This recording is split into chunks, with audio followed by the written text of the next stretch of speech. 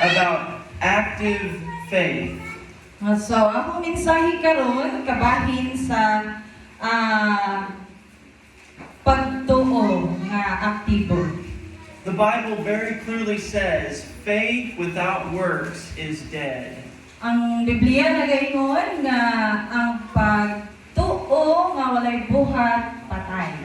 Now that's very interesting because we know that we're not saved by our good works. So, kay palugid ta na dili ta luwas kung sa ato ang mga mayong binuhatan. O dili ta maluwas pinaagi lamang sa atong mga mayong binuhatan.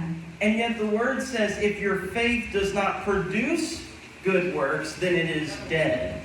So, ingon ang pulong nga kung ang imuhang pagtuo wala kini nagpagawas og mga maayong binuhatan or wala ni mga maayong binuhatan nga kauban, patay gihapon. That's why Jesus said you would know them by their fruits. Mao nang gaingon si Ginoong Hesus nga mailhan nimo ang tao pinaagi sa ilahang binuhatan o bunga. Because remember, saving faith is even more than believing in Jesus. Kaya hinumduman nato nga ato ang pagka luwas. Because remember, even the devils believe. Kaya hinumduman nato igsuon nga bisan ang kaaway nitoo. But we repent of our sin and trust in Jesus Christ. Atong hinulsulan atong mga kasalanan o atong saligan si Jesus. So we believe Him So ato siyang tuuhan and we obey Him. o ato siyang sundon. Jesus said, if you love me, you will keep my commandments. Si Jesus nagaingon, kung nahigugma mo kanako, inyong tumano na akong mga sugo. So it starts at salvation. So, ay ta magsugod sa kaluwasan. But the rest of my message is to the believer. So, ang the rest sa iyang mensahe is sa mga magtotoo. That you would walk by faith. Nga magalakaw ta sa pagtuo. That you would take action. O ban sa buhat. And when you step out in faith, you will see the mountain move. Nga maglakaw ta sa pagtuo, makita agad nato nga ang bukid muliho. Amen. Hallelujah. So, the word says, what does it profit, my brethren, if someone says he has faith but does not have works? Can faith save him? If a brother or sister is naked and destitute of daily food, and one of you says to them, depart in peace, be warmed and filled, but you do not give them the things which are needed for the body, what does it profit? Thus also faith by itself, if it does not have works, is dead. So verses 14 through 17. Okay. So, nagingan ang pulong sa Diyos sa Santiago 2:14. Mga igsuon, unsay kapuslanan kung ang usa ka tawo moingon nga siya may pagtuo apan walay maayong binuhatan. Makaluwas ba kaniya ang iyang pagtuo? Dili gayon. Pananglit may mga kaigsuonan nga nagkinahanglan og bisti ug walay igong pagkaon. Magpulos ba ang inyong pag-ingon kanila? Panalanginan unta kamo sa Dios. Pagsinina kamo og kaog maayo, kun dili ninyo sila hatagan sa ilang gikinahanglan, ingon niini ang pagtuo. Patay kini kun dili ubanan sa buhat. Amen. Father, I just ask you today that you will anoint the Word of God, Lord, both myself and Mommy Zaya, or Iris, sorry. Lord, I just thank you that your word today would be spoken with clarity and that every one of us would learn how to walk by faith and not by sight, how to walk a supernatural life that is pleasing to God. It's in Jesus' name, and we all say amen. Amen. Sorry, I didn't mean to call you Mommy Zaya. Because you're used to it. So, again, he clearly says, faith without works is dead. Yes, doon ako pag-ingon nga pagtuo kung walay buhat, patay. And he even gives a simple example. Ginatagan yun ganita sa Biblia o simple kayo nga ilustrasyon. You meet someone who's naked, they have no food, naghimo nag-sample siya nga dunay hubo ug walay pagkaon. And you tell them, be filled and be warm. Nya hingnan nimo sila nga pag-ilis dayong kaon ug daghan. But you didn't give them anything. Pero wala nimo sila hatagi bisag gamay. God says, what good does that do?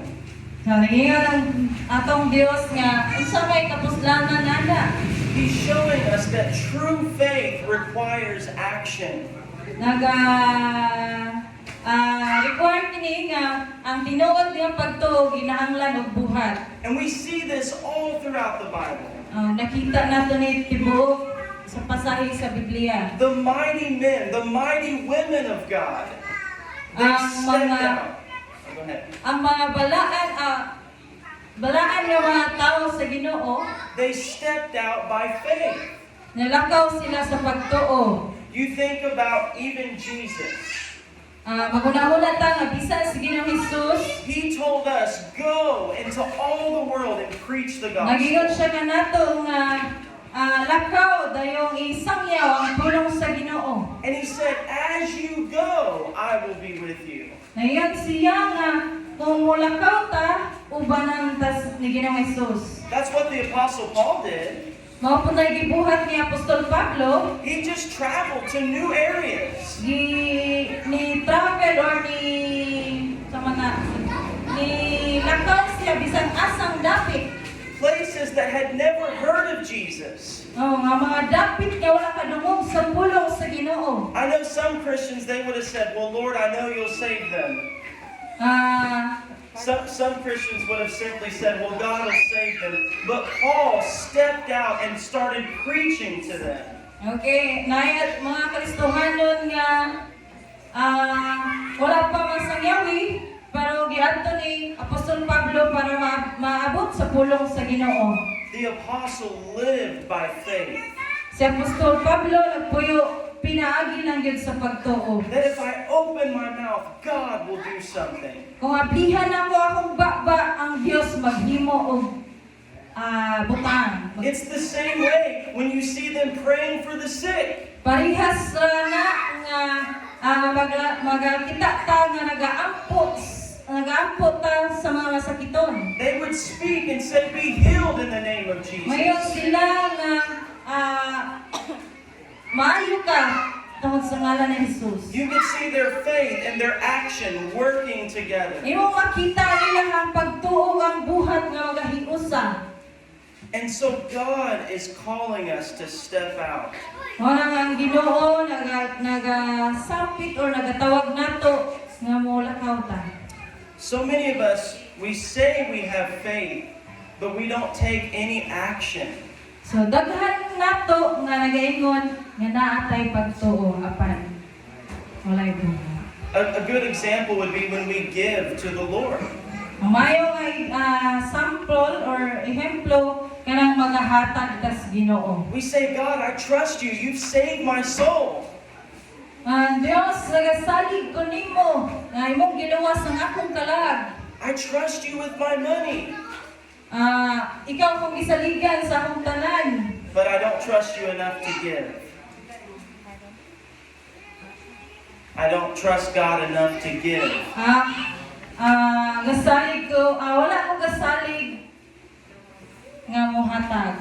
That's just a simple example. Mga simple nga ilustrasyon. When we come and we bring our tithe, even if it's so little, Nga moduol ta, dadko nato ato nga ikapulo bisag unsa ka gamay. maybe you only made 100 pesos and you're bringing 10 pesos. Nagahuna-huna ka nga magdadala ka og 100 pero imo ang gidala is G's peso. But you're saying, God, by faith, I'm giving to your house. Nagaingon ka nga tungod sa Dios. Naghatag ko sa Because my life belongs to you, God. tungod kay akong kinabuhi nimo man. And you can do so much more with the 90% than I could ever do with 100%. Na makahimo ka sa bisan sa 90%.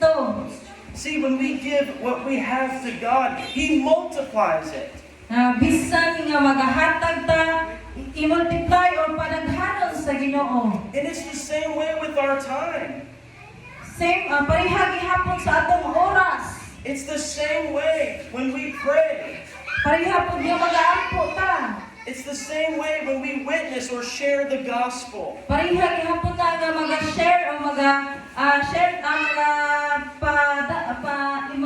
share ta sa pulong sa Ginoo. When we step out, we're saying, God, I believe that you will move. Kung magalakaw ta, mayon ta nga Ginoo tuuhan ti ka nga mamuhat ka nato. Amen. Hallelujah. So let's go to Hebrews chapter 11, one book backwards. So, atong abihan sa nasulat sa Hebreo-hanon 11. Now, here we actually have a definition of faith. Diri na to makita ang definasyon sa pagtuo. And remember, faith in the most simple form is just trusting God. So, ang pagtuo is simple ra gyud kaayo. Kay ang pagsalig ra gyud sa Ginoo. Faith is saying, God, I believe you. So, ang pagtuo na gaingon nga Ginoo mo tuo ra gyud ko nimo. And that's why the Bible calls unbelief evil. Mga kasulti ang pulong sa Ginoo. Because when you say, God, I don't believe you, you're saying, God, you are a liar. So, mukhang wala ka nga, wala ko nimo nito o Ginoo, bot-boton. Bakakon. Did you know that unbelief is why the children of Israel stayed in the wilderness for 40 years? So, kahibalo ba ka nga tungod sa pagka dili matinuohon ang mga katawhan sa Israel ni stay dito dugay sa ilahang gipuy-an? I mean, they had many other sins, Daghan sila nga mga senses. even sexual sin. Bisan sa mga mahilawason nga mga sala. Even idolatry. Bisan sa pagsimba o Diyos-Diyos. But in the New Testament, God says it was their evil heart of unbelief. Pero sa bag-o nga kasulatan na ingon dito, tungod sa ilahang makasala nga kasing-kasing. And God was displeased with them. Ang Diyos wala mahimuot nila. Because they had already seen the power of God. Tungod kay nakita na nila ang gahom sa Diyos. They saw God part the Red Sea. Nila na nakita nga gibuak niya sa Jehovah ang dagat nga pula. And so quickly they forgot the power of God. So nalimot sila sa gahom sa Ginoo. See, we have seen God move in our life. Bisan nakita nila nga ang Dios nagahimo ng muhat ng lihok sa ilang kinabuhi. If you're a Christian today, God has been so good to you. Kung Kristohanon ka karon, ang Dios maayo kaayo nimo. And I know some of you in here with gray hair, you could probably tell me many stories of the faithfulness of God. Kung daghan ka nato karon nga adunay istorya nga nagkalain-lain pinaagi lang sa pagtuo. And this is not just a moment in time. Na dili lang kani ang panahon. Our whole life is one of faith, Ang atong tibuok nga kinabuhi looking unto Jesus. magatutok ngadto ni Ginoong Hesus. I can't look to myself. Di siya kakuha sa iyang kaugalingon. I have no power to save myself. Wala ko'y gahom para luwason akong kaugalingon. I'm no match for the devil. Wala ko'y ika-kontra sa kaaway. I need Jesus Christ. Gikinahanglan ako sa Ginoong Hesus. I need my Savior. Gikinahanglan ako ang mga luluwas. I must keep my heart focused on God. Gikinahanglan ako nga i-focus o sentro akong kasing-kasing sa Dios. See, in the Bible, you had many different people. Sa Biblia, imo makita nga nagkalain-lain ang mga katawhan. You had kings and priests and prophets. Naay mga hari, naay pastor, naay mga prophets. You had apostles and pastors. Naay mga apostoles o naay mga pastors. You had poor people and rich people. Naay mga pobre nga mga tao, naapoy dato nga mga tao. but all of them had one thing in common. So ang tanan nila adunay usa lang ka common. They walked by faith. Naglakaw sa pagtuo. They believed God. Nga magtuo ni Ginoong Hesus. See, this is good news for us. Maayo ni nga balita para nato. Because God is the same. Tungod kay ang Dios, And His promise is for you. tungod kay ang Dios nagasaad para nimo. His victory is for you. Ang kadaugan ni Ginoong Hesus para nimo. His power is for you. Ang gahom ni Ginoong Hesus para nimo. His joy is for you. Ang kalipay ni Ginoong Hesus para nimo. But you get to decide if you will receive it or Nga reject it. kinahanglan ka mo decide ngayon ning dawaton. He said, choose life that you and your descendants may live. Nga imong pilion ang kinabuhi o ang imong tibuok kabanayan magpuyo ni ana. See, you get to choose if you walk in the blessing. So, pwede gud kay kang mo pili kung kung imo ha ba nga pilion ang panalangin. Because God is no respecter of persons. Kaya ang Dios, God does not choose favorites.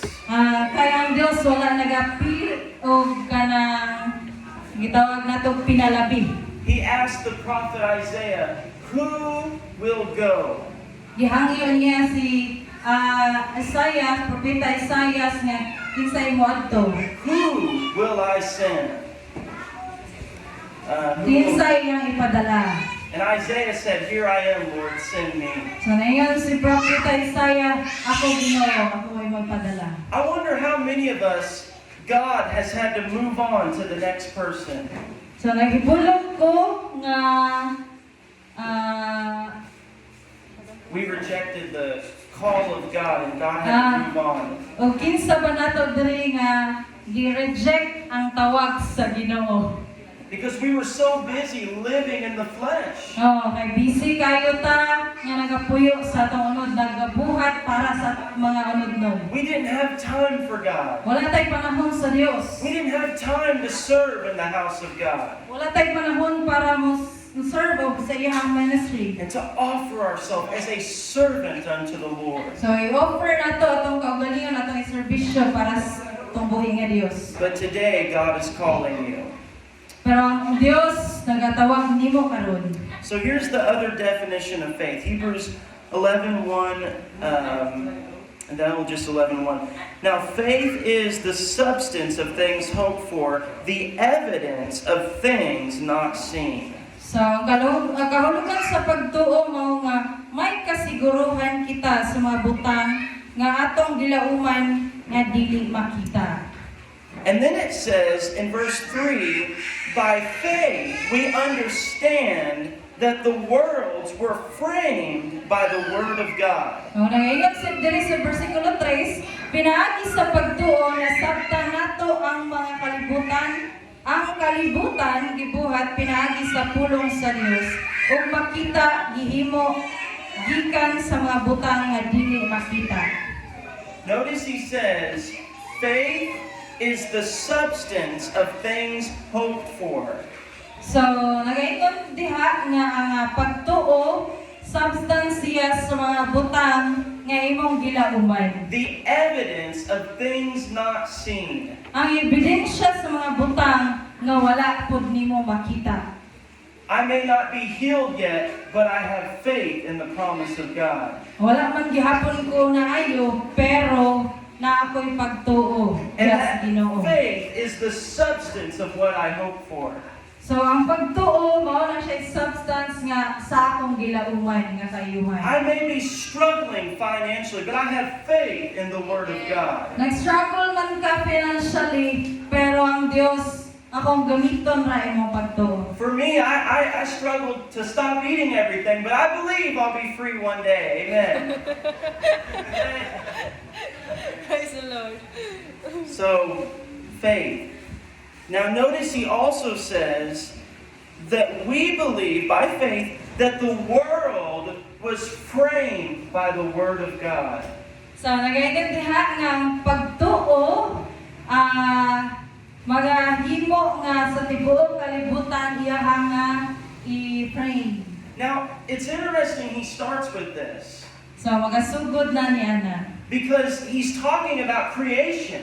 So nagahisgod diha og pag-create or paghimo. And so God actually spoke the world into existence. So nagasultis si Jehovah para mahimo ang There iyang was gustong himuon. no Big Bang or evolution. It was in the beginning, God created the heavens and the earth. So sa science walay naay Big Bang o evolution, pero tungod sa word ni Lord or sa sulti sa Ginoo nahimo ang mga butang. He made them male and female. Gihimo niya ang laki ug ang babae. God said, "Let there be light." Ang Dios nagaingon nga maabot ang kahayag. And so he starts with this So nagasugod siya niini. to say, if you can believe that, So nga kung motuo ka niini, then you can believe all of what God says. then motuo pud ka nga mahimo ang tanan. Because a God who creates from nothing is all powerful. Tungod kay ang Dios naghimo gikan sa wala. See, God is eternal. Ang Dios eternal. The universe is not. Ang kalibutan na kinatubay. It came into existence when God said, "Let there be light." So nahimo lang nga tungod kay ang Dios nagingon nga hatagan o kahayag. God didn't just rearrange a few things. He actually created by the word of God. So nahimo ang tanan tungod kay gihimo ni sa Ginoo, tungod sa pulong sa Ginoo. And so if we believe this, then it follows that we should walk by faith in our life. Nga samtang magatuo ka, magalakaw ka diha sa pagtuo diha sa Ginoo. Today I'm preaching this sermon by faith. Karong adlaw magasulti ko kaninyo That basta sa pagtuo. even in the midst of this, you will still hear the word of God. Bisan pag makadungog gihapon tas pulong. Amen. Hallelujah. God is faithful. Ang Dios matinudanon. So notice also verse 6. 11:6 Hebrewanon. But without faith, it is impossible to please Him. For he who comes to God must believe that He is, and that He is a rewarder of those who diligently seek Him. So walay makapahimuot sa Dios kung dili pinaagi sa pagtuo. Kaya ang moduol sa Dios kinahanglan gayud motuo nga dunay Dios ug gantihan niya ang nangita kaniya. Without faith, it is impossible to please God. Kung wala kay pagtuo, imposible gyud kaayo nga Again. makapahimuot ka sa Dios. Remember, God calls unbelief evil. Hinumdumi nga ang Dios nagatawag sa mga dili magtotoo. And if you want to study that out in your own time, you can check out Hebrews chapter 3 and chapter 4. So, kung imo nang tun-an, kung imo nang wala tawala dito sa Hebrewanon 3 o 4. And remember the word says, if God gave us His Son, will He not also give us all things? Na hinumdumi ang pulong sa Ginoo nagingon nga gipadala niya ang iyang bugtong anak unya di ba siya kahimo sa bisag unsang butang diha kanimo? In other words, if I believe that Jesus is my Savior, Sa laing pang pagkaistorya, kung imong tuuhan sa Ginoong Hesus as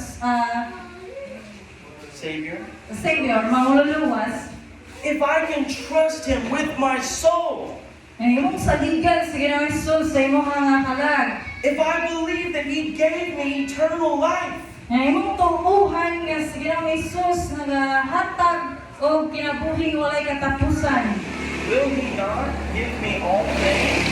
So dili ba pud niya igahatag ang mga butang diha kanimo?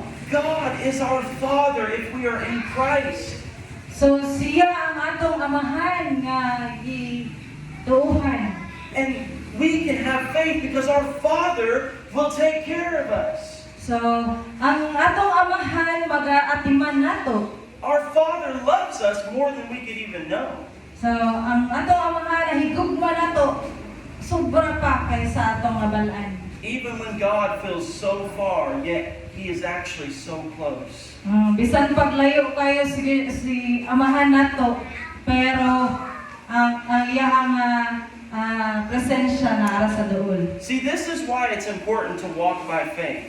So, mao na importante kayo nga maglakaw ta diha sa pagtuo. And be careful not to always focus on your feelings. So, mag-amping ta kanunay nga dili ta mo sa atong gibati. Us Pentecostals, we love good feelings. Ato gyud nga ganahan gyud kay tag mga maayo nga pagbati. We love the presence of God. Amen. Amen. We love whenever God shows up and we actually feel Him. Ganahan gyud kay tag nga mamuhat or kanang makabati sa presensya sa Ginoo, maka-feel or makabati sa presensya sa Ginoo. And I even remember the first year or two I was saved, I had so many of these encounters with God. Nahinumduman ako sa pilmero pilmerong tuig nga giluwas ko sa Ginoo. And while all of that is so beautiful, God wants us to live by faith. So, nindot kaayo niya, ganahan gyud ang Dios nga magpuyo tas pagtuo. That even if I don't feel God, I know God. Bisan pag wala ko nakasinati ni Lord or ni Jesus, pero nasiya. Because you'll have dry seasons. Tungod kay naa man gyud panahon nga tinginit, But that doesn't change the Word of God. pero wala na nabubot pasabot nga mausab ang pulong sa Ginoo. That doesn't change God's plan for you. Wala na dilibot pasabot nga mausab ang plano sa Ginoo para nimo. God still loves you. Ang Dios na higugma gihapon nimo. Now, one other thing, our faith is actually grounded. It's not blind faith. So, usa sa mga butang nga atong pagtuo, grounded, It's rooted or it's built upon something. atong pagtuo gi-build or kanang gitawag nato kana bang wala siya kana og kana. It's actually false doctrine, blind faith. So, usa ka sayop nga doktrina nga adunay blind faith o kanang gitawag nato buta nga pagtuo. Now, let me explain why. So, ako i-explain ninyong ano. We have a reason to believe. So, doon na tayo rason nga nung motuo ta. Because Jesus rose from the dead. Tungod kay si Jesus na banhaw gikan sa mga patay. We have 66 books that testify that He is the Son of God. Naatay 66 ka mga libro nga naga-testify nga buhi ang Dios. We have men who saw Jesus and women who gave their life saying they saw Him after He died. Doon ay mga katawhan nga nag-ingon nga kita sila ni Jesus. We even have the Apostle Paul's conversion. So, apod tay mensahe gikan ni Apostol Pablo. Paul was a man who murdered Christians. Oh, nga si Apostol Pablo siya nagapatay sa mga Kristohanon kaniadto. But then he met the resurrected Christ. Pero iyang nakaplagan ang binanhaw nga Jesus. And he became the great Apostle Paul. Og nahimo siyang dako kayo nga apostoles nga si Apostol Pablo. Probably the greatest Christian who ever lived. Probably nahimo siya nga pinaka dako nga Kristohanon nga nagapuyo. How does a man go from killing Christians to dying himself for the faith? So, gikan siya sa panahon nga nang matay o yang gipatay ang mga Kristohanon, hangtod miabot ang panahon nga siya may nag-antos po para sa ngalan sa Ginoo. If you read the Bible, 3 or 4 times he testified that he met Jesus. Kung imong basahon ang Biblia, nagayon dito katulo o kaupat kapanahon nga iyang nakita si Ginoo Jesus. And even Jesus, when he showed up, he said, don't believe me for what I say, but for the works that I do. So nangayon si Jesus dito ni Apostol Pablo nga ayaw tuo nako pero adto tuo sa akong mga binuhatan. Because Jesus said, the Father testifies that I am the Son. So ngayon si Jesus nga ang amahan nagtestify nga ako ang anak. In other words, it's not enough to just show up and say, hey, I'm the Son of God. So sa langit pagkasulti dili iragid nga may ganta nga kita mo ay anak sa Ginoo. I mean, anybody can do that. Pag digid kayo na buhaton ni bisan kinsa. Hello, I'm the Savior. Hello. But Jesus came and he fulfilled over hundreds of Old Testament prophecies. Nangyapon si Jesus para i-fulfill ang tinang propesiya. He was born of a virgin, Na himugso siya sa usa ka birhen, born in Bethlehem. na himugso siya sa Bethlehem. He opened the eyes of the blind. Ya ipabuka niya ang mata sa buta. He even quoted Psalm 22 on the cross. Psalm 22, he quoted that when he was on the cross. Psalm 20, Sa Psalm 22, yaagi Jesus spoke that on the cross. My God, why have you forsaken me?" yaagi panolya, yaagi panolti. Ang giingon dito sa Psalm 22. Diyos ko. He predicted his own resurrection. Nagapredict siya sa iyang kaugalingon nga pagkabanhaw. He came with a ministry of miracles and power. Nari siya para sa ministry sa pagmilagro o gahom. And when he rose from the dead, he said, all power has been given unto me. Nga nabanhaw gikan siya sa mga patay, iyahang tatanang gahom.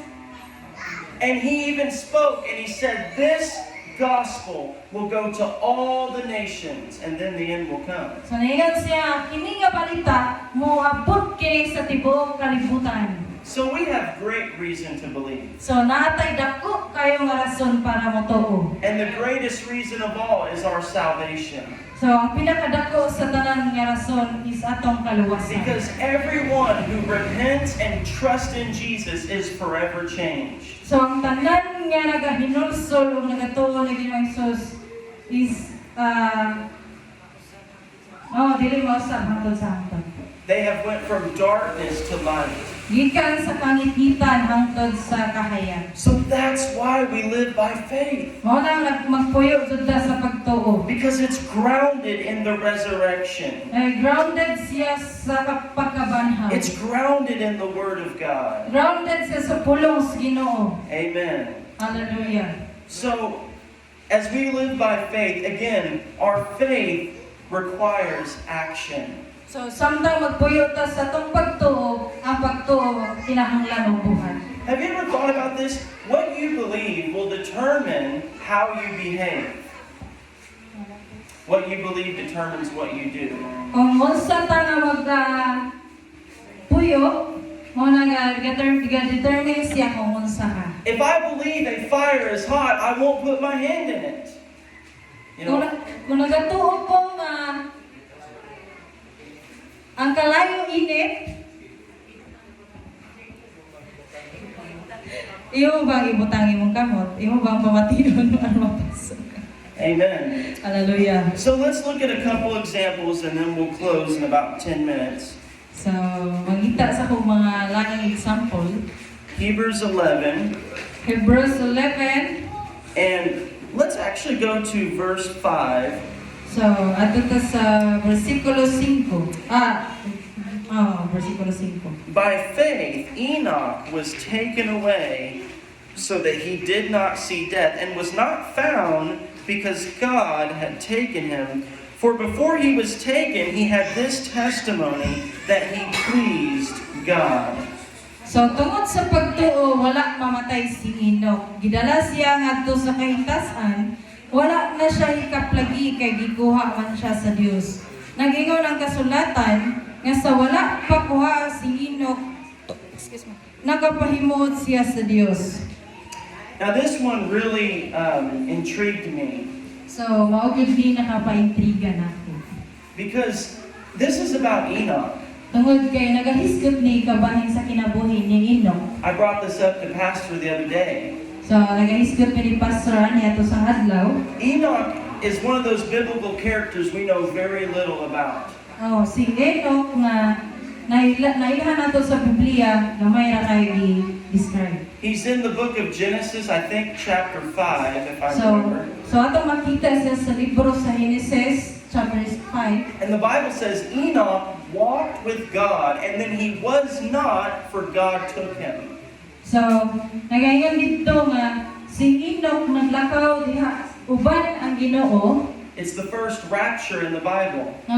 First rapture or kanang pilmiro nga pagka rapture, sakgaw sa Biblia. I mean, this man was literally caught up to heaven.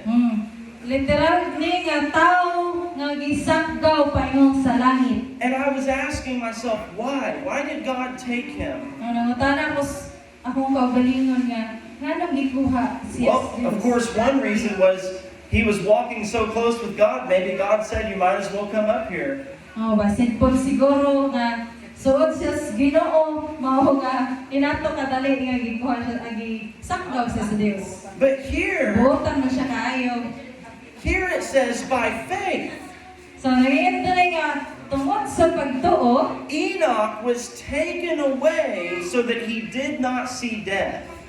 si Enoch gisakgaw pinaagi sa pagtuo niya walay nakita nga lawas. Now that is amazing faith. So kahibulungan kayo na nga pagtuo. This man believed God so much that for whatever reason God called him up to the heavens. Nagatuo gid ni sa Ginoo nga bisag unsa pay rason iya gid niya gikauban si Lord. Let's look at the other one in verse 7. So atong lantawan sa bersikulo 7. By faith, Noah, being divinely warned of things not seen, moved with godly fear and prepared an ark for the saving of his household. So we'll stop halfway through the saving of his household. Tungod sa pagtuo, nabati si Noe sa mga pasidahan sa Dios mahitungod sa mga butang nga umaabot nga wala niya makita. Nagmasinugtanon siya sa Dios ug nagbuhat siya, nagmasinugtanon siya sa Dios. Now again, this is another powerful one. So, lain na pud ni nga gahom o milagro. Because if you read Genesis, at this time, rain did not fall upon the earth. Kung atong basahon sa Genesis, nga ning panahon na, wala pa ni ulan o daghan. But instead, there was a dew that watered the ground. Pero Dew is like a liquid that watered the ground. nagyamog sa ground. So anyways, God told Noah to prepare an ark. So nagayon ang Dios din Noah nga magaandam og arka. And the Bible says he moved with godly fear. So nagayon ang Biblia nga nilihok si Noah ug nga walay kahadlok To the saving of his household. nga aron maluwas ang iyang nga panimalay. Now think about this. 120 years it took him to build the ark. So huna-huna agud ninyo ni nga 120 ka tuig ang paghimo sa arka. And the Bible said he was a preacher of righteousness. So ang Biblia nagaingon nga magsasangyaw siya sa kaayo kapulong sa Dios. So he must have been trying to warn people about the judgment. So iya nga giingna ang mga katawhan sa kabahin sa paghukom. And for 120 years they mocked him. So sulod sa 120 ka tuig iyahara siya nga gi mak. Now remember, Noah only had one word from God. So hinumduman nato nga natay pulong gikan sa Ginoo. Now it's easy to remember a commandment for a month, 6 months, maybe a year. So sayo na kayo pag hinumdum nga ang mga commandments sulod sa unong kabulan or 1 year. But what about when 20 years, 50 years, So kumusta taha kung maabot na sa 20 or 50 ka tuig? 100 years goes by, So uskagatos ka tuig nga nilabay. and everyone is mocking you. So ang tanan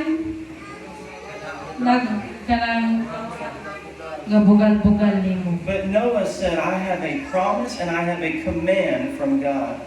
So nagingan si Noah nga naa sa isaad ug naa siya'y kaman gikan sa Dios. And did you know Jesus said it will be like the days of Noah right before he returns? So kahibalo ba mo nga na panahon ni Ginoong Hesus parehapon sa panahon ni Noah? And Jesus said, when the Son of Man comes, will he find faith on the earth?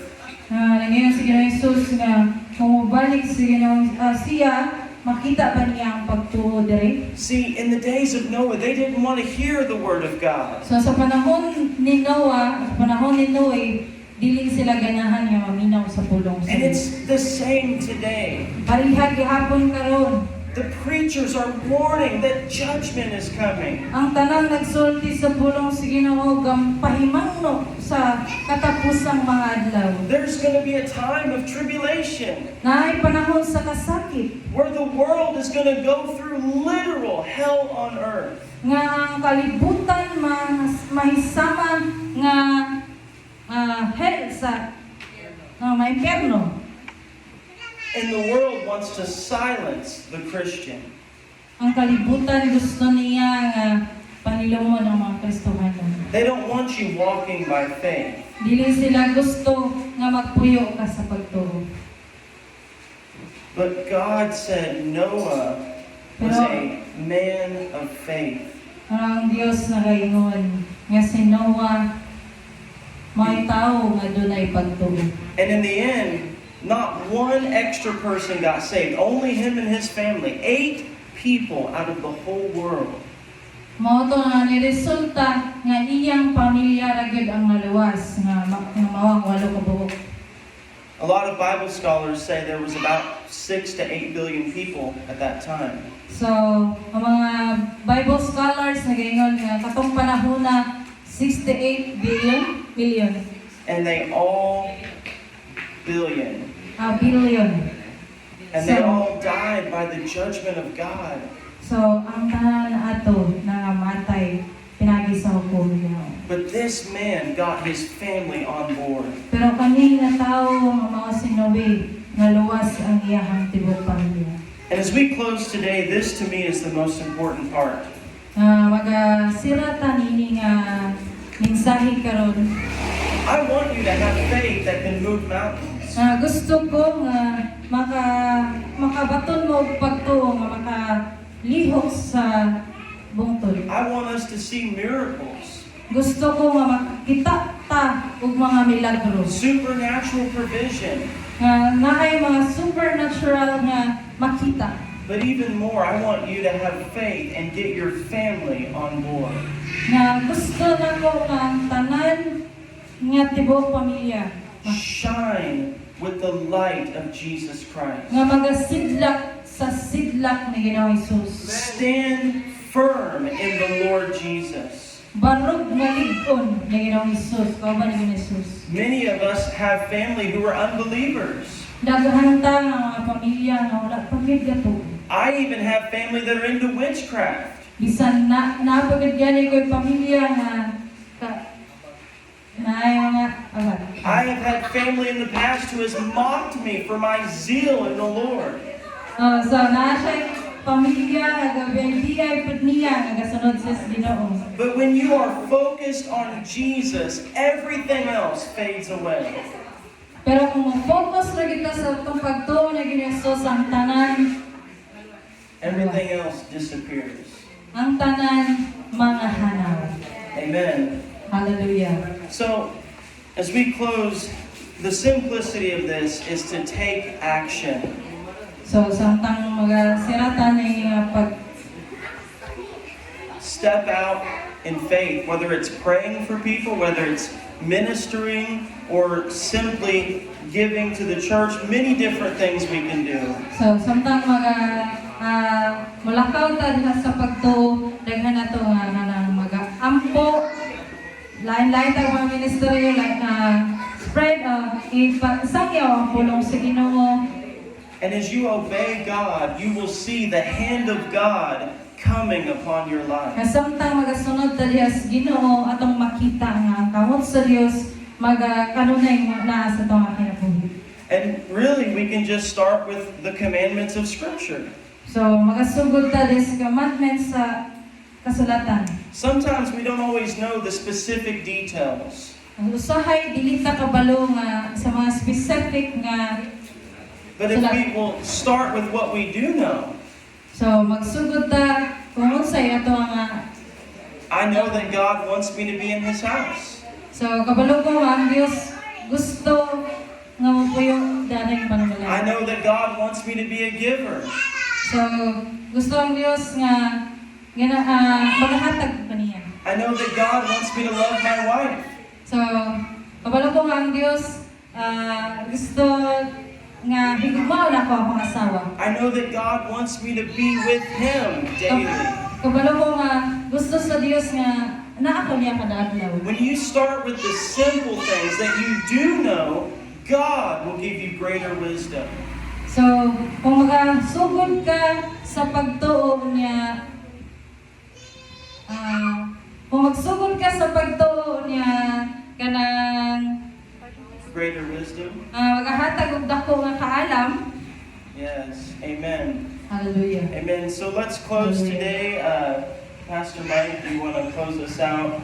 And really, my invitation to you would be to cry out like the apostles and say, Lord, increase our faith. So, Pastor Mike. Hallelujah. So,